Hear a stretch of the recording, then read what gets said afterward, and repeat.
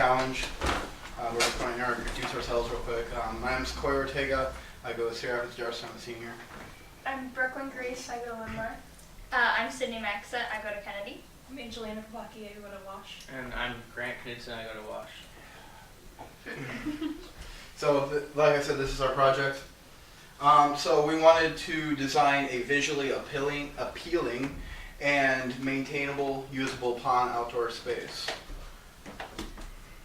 So the current pond, if you look out there, it's very dirty. It has a lot of algae, a lot of overbrush. It's just not a very appealing space, and it's a potentially appealing space that we intend to fix.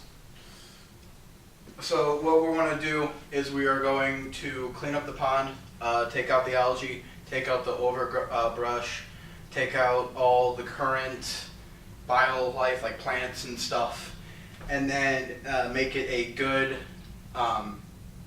appealing place to be. And then we're going to add some seating to enjoy this appealing place.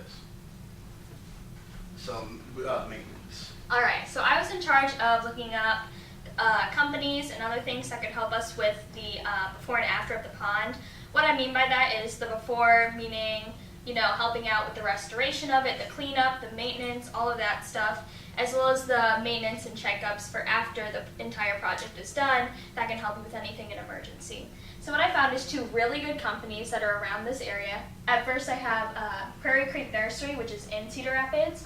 It can help mostly with the cleanup and the beforehand. It can also help repair the water feature in the back, which is the large stepping stone waterfall thing, which is really pretty, so we don't really want to change it, we just want to be able to fix it.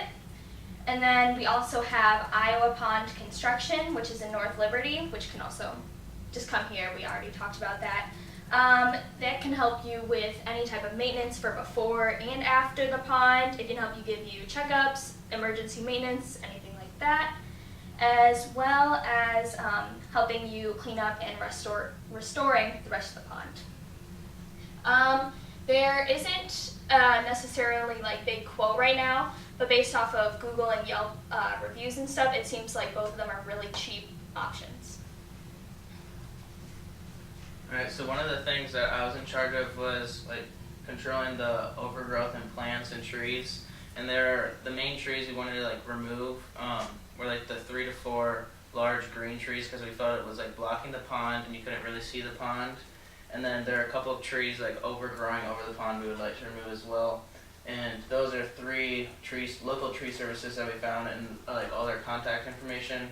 And like we obviously like didn't go into contacting them and asking for quotes, but we would want to ask them like how much the quote would be to like remove all these trees, and like are the quotes free, and like how quickly can we schedule appointments for the quote, and just like pretty much overall cost in removing those trees.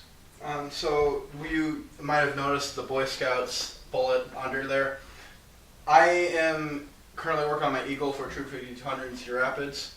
There are a lot of troops in the area, both in Cedar Rapids and in Hiawatha, looking for service hours, because we need service hours in order to advance to the next rank. And they're usually in high demand, so if we would try to contact Boy Scouts, I'm sure there would be some scouts who would love to help out for their rank advancement and do the labor, as long as we would provide the tools. Chainsaws. Chainsaws. My bad. Okay, so I did the pumps and the filters, and so I found that there was 4 different kinds: submersible, external, magnetic, and direct. And I think the best one for the pond would be an external, because it connects to the electricity, and then it can like pump and filter the pond. The prices around that are pretty inexpensive. They're around $100 for each one, and then installation, the maintenance places that Sydney talked about could help with installing those, and it's not a very difficult process.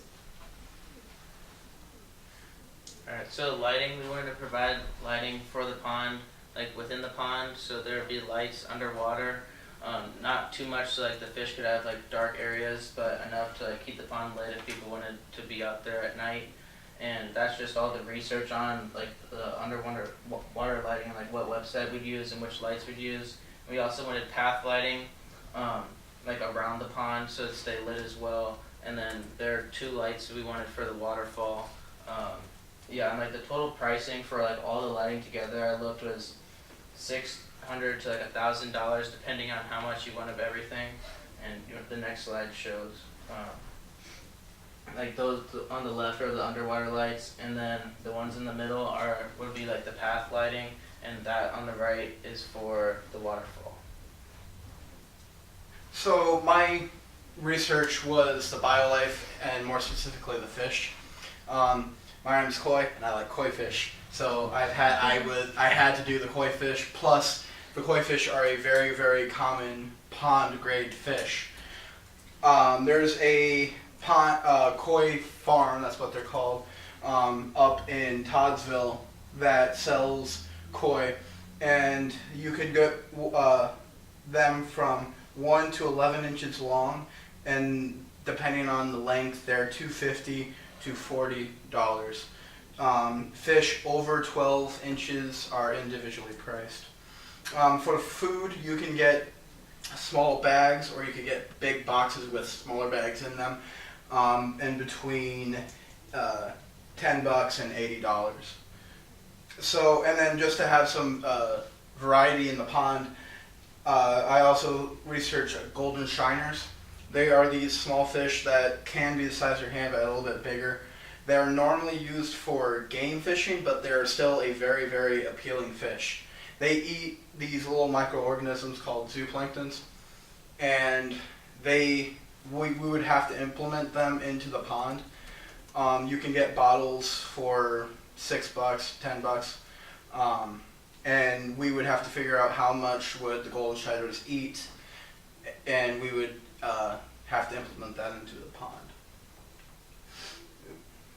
We also found a couple different types of plants that we can put in the pond that would help keep the water clean. Lilies and lotus plants float on the top of the pond, and it actually blocks the sun from getting down into the water, and the sun causes algae growth, so the lilies kind of block that and keep algae growth to a minimum. They're pretty inexpensive. You can get bundles for around $30. Also, amaricus and hornwort plants would be planted in the bottom of the pond, and it helps oxygenate the water and also helps with keep the algae growth down. And depending on the size and type of those, they're around $5 to $25. We also wanted to add trees back around the pond. Crabapple trees and Japanese lilac trees are both really pretty, and they don't grow too tall, so we wouldn't have an overcrowding issue with the pond. And they're not too expensive either, and it'd be a nice, appealing look to the pond. And we also wanted to add a stepping stone path around the back side of the pond. The process of doing the path is pretty simple. The stones cost around $2 to $6 depending on what size you want. And I think it'd be a great addition to the pond because people can walk and travel around to the back side and see the waterfall. Yep. Alright, so we wanted 3 different types of like seating like arrangements, and one of them was benches, and there was one bench that we would like to put like below the ledge where there's like a little area for rocks, and have one like looking out of the pond. And we also wanted a large picnic table, and you'll see pictures on the next page. It's the one on the left, and that provides seating for up to like 12 people, and that would be in the grassy area off to the right of the pond, and people could eat. And there also would want a couple Adirondack chairs, and that's what pictured in the middle. And those are pretty much lounge chairs for one person, and they could just be like scattered around the pond. If you want to go back to the last slide, it talks about the pricing. So the pricing for all the seating together is between $1,000 and $1,600, mainly because the price of the picnic table is pretty expensive. And yeah.